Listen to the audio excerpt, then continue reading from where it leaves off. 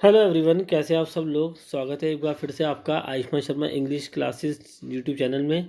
आशा करता हूँ आप लोग बहुत अच्छे होंगे, अच्छे से तैयारी कर रहे होंगे। चलिए आज की वोकेबलरी को डिस्कस करते हैं। आज सेकंड डे है वोकेबलरी का। तो पहली वोकेबलरी कौन सी है हमारे पास में? एडुकेट। एडुकेट माने होता है पर्याप्त। पर्याप्त। अगर एडुकेट का मतलब पर्याप्त होता है तो इसका सिनोनिम यानी सेम बताना है हमें। तो वो क्या हो सकता है, देखिए इसका सिनोनिम कौन हो सकता है। तो एडुकेट माने होता है पर्याप्त। इनएडुकेट माने क्या होता है? अपर्याप्त। कम से कम ये तो इसका सिनोनिम नहीं हो सकता। डी अर्थ। डी अर्थ माने होता है किसी चीज़ की कमी या अकाल। अगर इसका मतलब कमी या अकाल होता है तो ये भी सिनोनिम नहीं हो सकता, क्योंकि सेम बताना है ना एडुकेट का। और एडुकेट माने होता है काफ़ी अच्छी मात्रा, पर्याप्त मात्रा। ब्रूटल। ब्रूटल माने होता है कोई क्रूर इंसान, जो बहुत कठोर होता है ना, कट्टर टाइप का, उसको ब्रूटल बोलते हैं। तो ये भी सिनोनिम नहीं हो सकता। हाँ, एम्पल माने होता है पर्याप्त, काफ़ी, बहुत। तो एडुकेट का मतलब भी पर्याप्त, एम्पल का मतलब भी पर्याप्त। तो इसका सिनोनिम क्या हो गया एडुकेट का? एम्पल। ठीक है। सेकंड देखते हैं, एडमोनिश। एडमोनिश माने होता है डांट लगाना, फटकार लगाना, डांटना। ठीक है। एडमोनिश का मतलब क्या हो गया? डांटना या फिर फटकार लगाना या फिर डांट के समझाना, चेताना। ये सारे मीनिंग होते हैं किसके? एडमोनिश के। अब अगर हम देखें फेवरेबल, तो फेवरेबल का मतलब होता है अनुकूल। ठीक है। जो मतलब पक्ष की बात करता हो, जो आपके अनुकूल हो वो। तो कम से कम ये तो सिनोनिम नहीं हो सकता। प्रेज। प्रेज माने होता है किसी की प्रशंसा करना, बड़ाई करना। भाई एडमोनिश का मतलब होता है डांट लगाना। तो ये तो शायद इसका एंटोनिम जा रहा है ना, सिनोनिम तो नहीं हो सकता। तो प्रेज गलत आंसर हो जाएगा। ग्लोरीफाई। देखो ग्लोरीफाई जो है वो किससे बना है? ग्लो से। ग्लो माने क्या होता है? चमकना। और ग्लोरीफाई करना मतलब किसी को चमकाना, मतलब उसकी तारीफ करना। तो ये भी तो पॉजिटिव एट्रीब्यूट, इसका मतलब जो टोन है पॉजिटिव है। तो ग्लोरीफाई मतलब तारीफ करना, किसी की प्रशंसा करना, ये भी एंटोनिम नज़र आ रहा है, सिनोनिम नहीं है। हाँ, कॉशन। कॉशन का मतलब होता है चेतावनी देना, चेताना या फिर धमकाना या फटकारना। तो कॉशन का मीनिंग बिल्कुल एडमोनिश वाला ही है। तो एडमोनिश का राइट सिनोनिम क्या हो जाएगा? Caution is the right answer. ठीक है। Third, adverse. देखें अगर हम, एडवर्स का मतलब क्या होता है? विषम परिस्थिति। एडवर्स का मतलब होता है बहुत ज़्यादा, कहना चाहिए प्रतिकूल परिस्थिति। एडवर्स सिचुएशन कहते हैं ना, you are in adverse situation, तुम बड़ी विषम परिस्थितियों में हो और तुम बड़ी प्रतिकूल परिस्थितियों में हो। सूटेबल माने क्या होता है? सूटेबल का मतलब होता है जो चीज़ आपके लिए, मतलब आपके हिसाब से हो, उचित हो, उपयुक्त हो। तो सूटेबल का मतलब होता है उचित या उपयुक्त, है ना, उचित या उपयुक्त। तो कम से कम एडवर्स का मतलब अगर विषम परिस्थिति है तो सूटेबल तो इसका सिनोनिम नहीं हो सकता। बेनिफिशियल माने होता है लाभकारी। कहते हैं ना ये तुम्हारे लिए बहुत बेनिफिशियल है। तो बेनिफिशियल का मतलब होता है लाभकारी, हितकारी। तो ये भी कम से कम सिनोनिम तो नहीं हो सकता, सूटेबल भी नहीं हो सकता। फेवरेबल। फेवरेबल का मतलब होता है जो आपके पक्ष की, आपके भले की बात करे, जो आपके मतलब फेवर का हो, आपके पक्ष का हो, आपके भले का हो, आपके हित का हो। तो फेवरेबल भी नहीं हो सकता, क्योंकि आई थिंक ये भी एंटोनिम नज़र आ रहा है, एडवर्स का सिनोनिम तो नज़र नहीं आ रहा, और हमें सिनोनिम बताना है। अनफेवरेबल। अनफेवरेबल का मतलब होता है एकदम आपके विपक्ष की बात करने वाला, जो विषम हो आपके, जो परेशानी पैदा करे आपके लिए वो।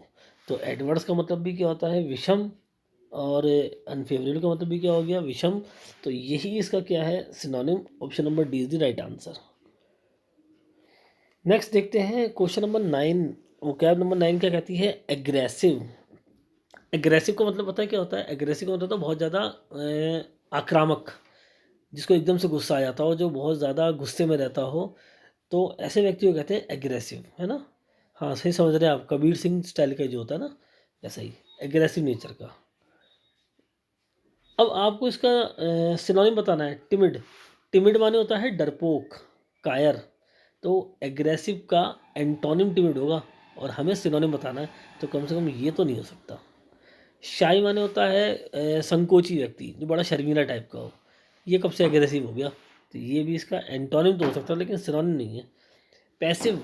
पैसिव का मतलब होता है एक ऐसा व्यक्ति जो निष्क्रिय है, ठंडे दिमाग का व्यक्ति, जिससे गुस्सा ही नहीं आता, ये तो बहुत शांत आदमी है। तो पैसिव भी शायद इसका एंटोनिम तो लग रहा है, लेकिन सिनोनिम नहीं है।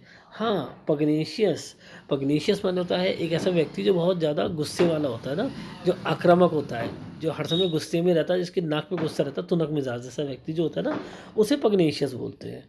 तो एग्रेसिव का सिनोनिम क्या हो जाएगा? पग्नेशियस। Option number D is the right answer, ये इसका सिनोनिम है। देखते हैं 10th, एग्रीमेंट। एग्रीमेंट माने होता है एक समझौता, ठीक है, कोई भी एक अनुबंध जो आपके बीच में हुआ है, एक समझौता। अच्छा, इसका सिनोनिम बताना है। डिस्प्यूट माने क्या होता है? डिस्प्यूट माने होता है विवाद या झगड़ा। तो कम से कम ये इसका सिनोनिम तो नहीं हो सकता, क्योंकि डिस्प्यूट का मतलब होता है विवाद या झगड़ा। डिस्कॉर्ड, डिस्कॉर्ड माने भी होता है आपस में कोई कलह। क्या होता है? आपस में कोई कलह, ठीक है।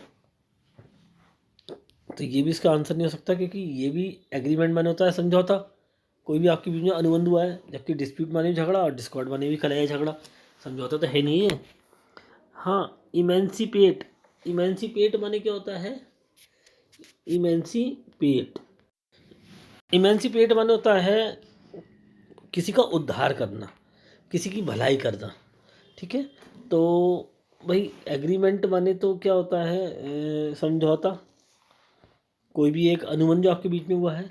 और ट्रीटी माने क्या होता है? ट्रीटी आप लोगों ने वर्ड हिस्ट्री में पढ़ा होगा। तो ट्रीटी का मतलब होता है संधि होना या कोई समझौता होना, आपस में अनुबंध होना।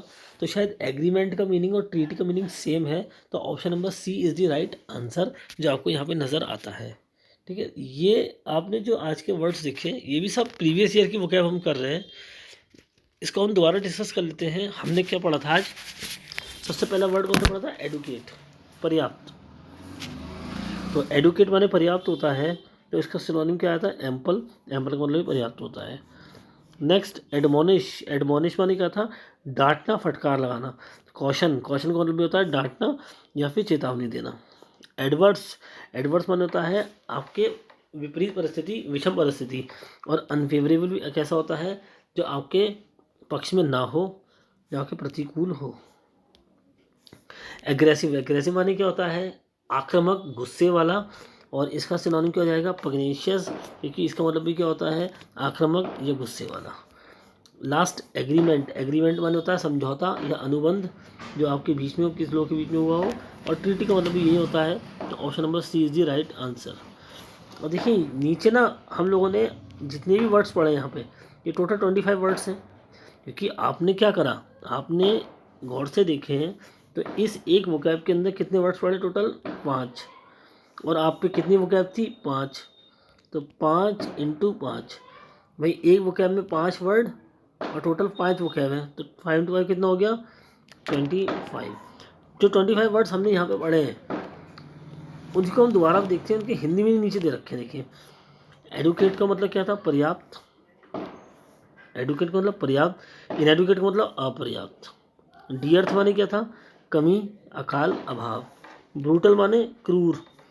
एम्पल माने पर्याप्त। एडमोनिश माने डांटना, ठीक है, हमने देखा। फेवरेबल माने आपके अनुकूल होना। प्रेज माने प्रशंसा करना। ग्लोरीफाई, ये भी प्रशंसा करना। कॉशन माने चेतावनी देना या धमकी देना, ठीक है। आगे बढ़ते हैं। एडवर्स माने क्या होता है? विषम परिस्थिति, प्रतिकूल परिस्थिति या आपके विरुद्ध। सुटेबल माने क्या होता है? उचित, उपयुक्त। बेनिफिशियल मतलब लाभकारी या हितकर। फेवरेबल मतलब अनुकूल, अनफेवरेबल मतलब प्रतिकूल। एग्रेसिव माने आक्रामक। टिमिड माने डरपोक या कायर या बुजदिल। शाई माने डरपोक, शर्मीला। पैसिव माने क्या होता है? निष्क्रिय, पग्नेशियस, झगड़ालू, लड़ाका। एग्रीमेंट का मतलब कोई भी एक समझौता या शर्त आपके बीच या अनुबंध। डिस्प्यूट माने विवाद या झगड़ा। डिस्कॉर्ड माने, ये डिस्कॉर्ड की स्पेलिंग क्या है? DISCORD, Discord. डिस्कॉर्ड माने कोई भी कलह, अनबन या मनमुटाव जो आपके बीच में हो गया हो, ठीक है। ट्रीटी माने समझौता, सुलह और इमेंसिपेट माने मुक्त करना या किसी का उद्धार करना। ठीक है, तो ये थी आज की हमारी वोकैब जो हम लोगों ने सीखी है। अभी स्टार्टिंग की क्लासेस हैं तो हम केवल 5 वर्ड्स यानी 25 वोकैब याद कर रहे हैं। आगे जाके हम 10 या 20 वोकैब भी कर सकते हैं। तो इसका मतलब एक दिन में 100 वर्ड्स भी याद हो जाएंगे और ईजिली होंगे, इनमें कोई ज़्यादा मुश्किल नहीं, क्योंकि ऑप्शन बेस्ड तरीके से हमें जल्दी याद हो जाता है। अभी हम सिनोनिम कर रहे हैं, आगे जाके हम एंटोनिम भी याद करेंगे। ठीक है, तो आज के लिए इतना ही। आप लोगों को वीडियो कैसी लगी हो प्लीज़ मुझे बताना, और ज़्यादा से ज़्यादा चैनल को सब्सक्राइब करने के लिए लोगों को बोलना, लाइक करना वीडियो को और शेयर करना दोस्तों के साथ। Thank you very much.